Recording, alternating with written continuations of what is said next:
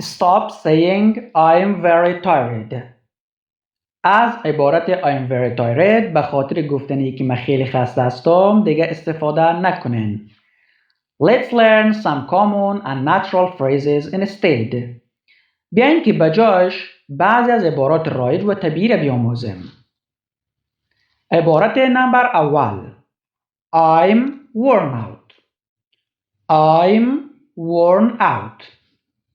نمبر دوم I'm drained. I'm drained. نمبر سوم I'm beat. I'm beat. نمبر چهارم I'm dead tired. I'm dead tired. نمبر پنجم I can't keep my eyes open. I can't keep my eyes open. و نمبر ششم I'm exhausted.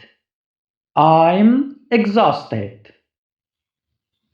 تمام از عبارات رایج و طبیعی فقط به خاطر گفتنی که من خیلی خسته هستم است. پس از این به بعد شما از این عبارات به خاطر گفتنی که من خیلی خسته هستم استفاده کنین.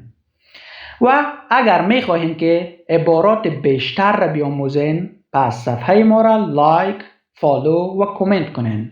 و اگر میخواهین که انگلیسی را به طور آنلاین بیاموزین پس به شماره واتساپ ما مسیج کنین.